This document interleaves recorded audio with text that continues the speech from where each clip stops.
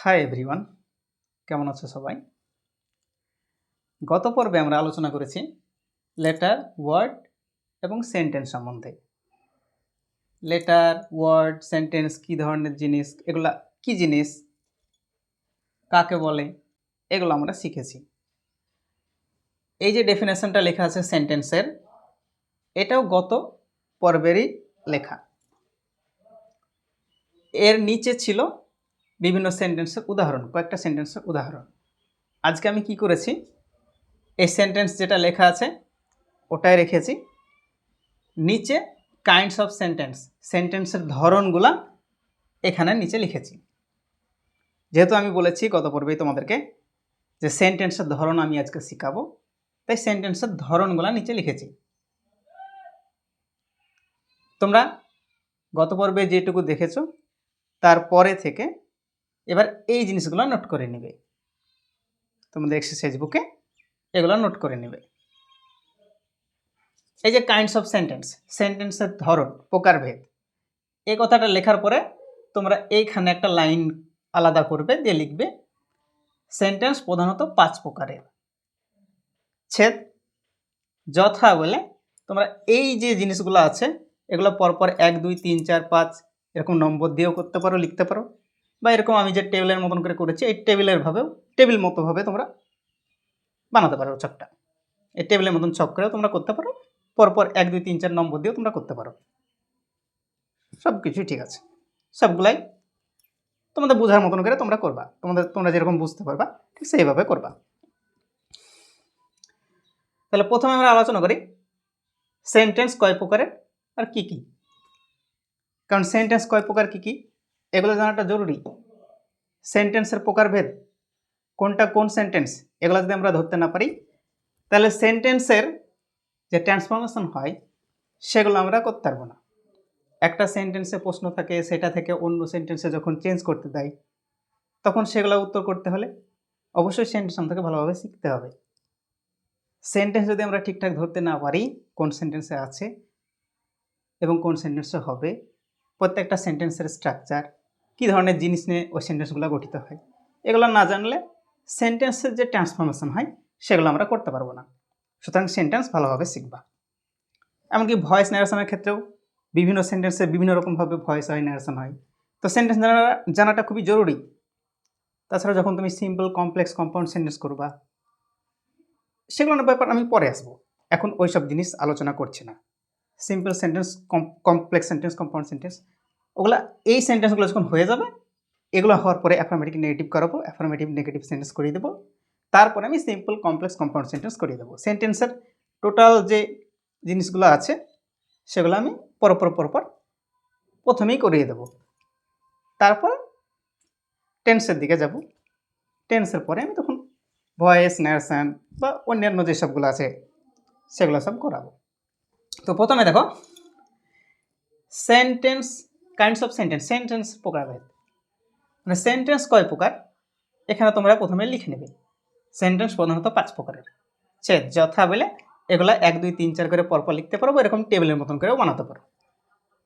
এগুলো বানানো হয়ে গেল, ভিডিওটাকে পজ করবে, করে এগুলো তোমরা তোমাদের এক্সারসাইজ বুকে প্রয়োজন হলে বানিয়ে নেবে।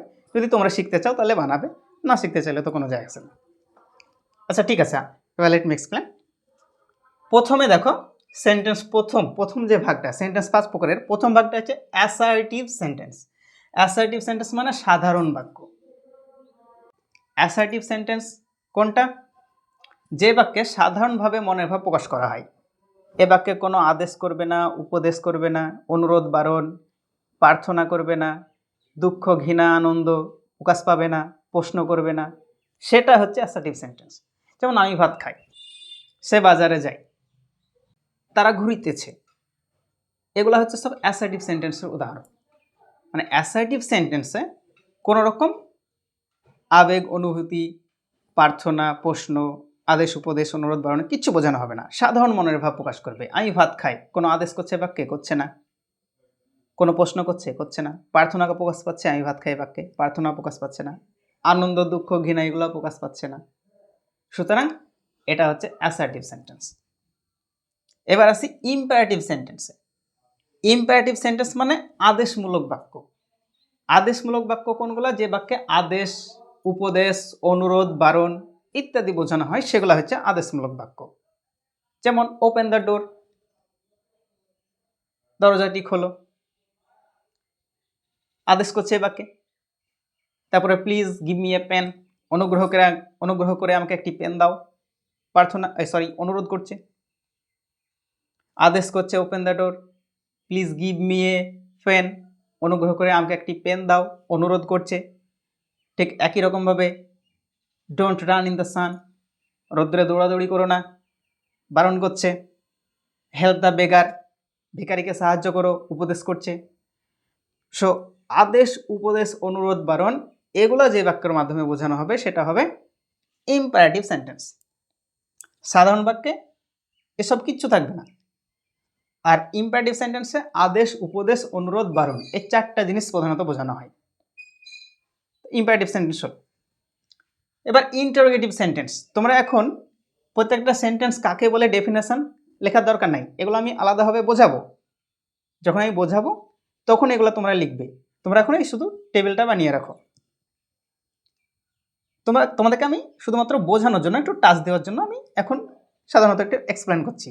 এরপরে আমি এগুলো তোমাদেরকে ডিটেলসে বোঝাবো। তাহলে অ্যাসার্টিভ সেন্টেন্স সাধারণ বাক্য, ইম্পারেটিভ সেন্টেন্সে আদেশ, উপদেশ, অনুরোধ, বারণ এই চারটা জিনিস হয়। এবার আসি 3 নম্বরে ইন্টারোগেটিভ সেন্টেন্স। ইন্টারোগেটিভ সেন্টেন্সে প্রশ্ন করবে, যে বাক্যে প্রশ্ন করা হবে সেটাই ইন্টারোগেটিভ সেন্টেন্স। যে বাক্যে মার্ক অফ ইন্টারোগেশন শেষে থাকবে, মানে জিজ্ঞাসা চিহ্ন শেষে থাকবে, সেটাই interrogative sentence. What is your name, where do you live in, where are you going, are you a student. প্রশ্ন করলেই, যে কোনো বাক্যে যদি প্রশ্ন করা বোঝানো হয়, যে বাক্যই হোক, তবে সেটা ইন্টারোগেটিভ সেন্টেন্স।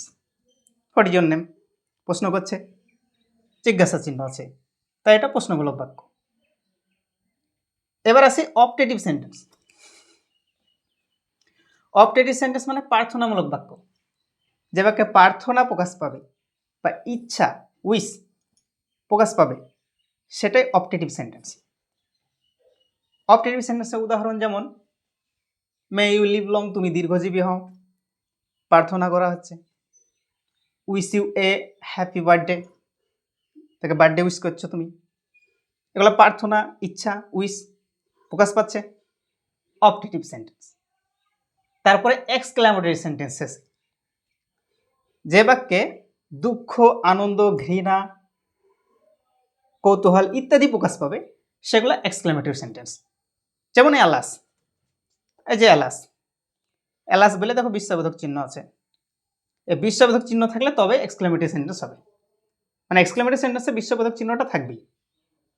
যেমন alas the man is dead, হায় মানুষটি মারা গেল, দুঃখ প্রকাশ পাচ্ছে। তারপরে hurray, we have won the match, কি মজা, কি আনন্দ, আমরা খেলায় জিতে গেছি, এক্সক্লামেটরি সেন্টেন্স। তারপরে ফি, ইউ আর এ লায়ার, ছি তুমি একজন মিথ্যুক, এক্সক্লামেটরি সেন্টেন্স। তারপরে wow, the house is very beautiful, বা হোয়াট এ বিউটিফুল হাউস, বিস্ময়বোধক চিহ্ন আছে শেষে, কৌতূহল প্রকাশ পাচ্ছে, এক্সক্লামেটরি সেন্টেন্স। তাহলে সেন্টেন্সগুলো তোমরা একটু মোটামুটি বুঝতে পারলো তো। অ্যাসার্টিভ সেন্টেন্সে সাধারণভাবে মনের ভাব প্রকাশ করা হবে, ইম্পারেটিভে আদেশ, উপদেশ, অনুরোধ, বারণ এগুলো প্রকাশ করবে। অ্যাসার্টিভে আই ট্রাইস সাধারণ বাক্য, ইম্পারেটিভে আদেশ, উপদেশ, অনুরোধ, বারণ এগুলো প্রকাশ করা হবে। ইন্টারোগেটিভে প্রশ্ন করা হবে, প্রশ্ন করলে ইন্টারোগেটিভ। অপটেটিভে প্রার্থনা বা ইচ্ছা প্রকাশ করা হবে। আর এক্সক্লামেটরিতে বিস্ময়, দুঃখ, আনন্দ, ঘৃণা ইত্যাদি প্রকাশ পাবে, তবে এক্সক্লামেটরি সেন্টেন্স হবে। ঠিক আছে, আজকের মতো এই পর্যন্ত। সামনে ভিডিওতে প্রত্যেকটা সেন্টেন্স তার ডেফিনেশন সহ, উদাহরণ সহ আমি সব কিছু ডিটেলসে আলোচনা করে দেবো, এবং প্রত্যেকটা সেন্টেন্স কীভাবে চিনতে হয়, উদাহরণগুলো কীরকম আমি দেখিয়ে দেবো, এবং তার সঙ্গে সেন্টেন্সের ট্রান্সফরমেশন সেটাও বলে দেবো। সো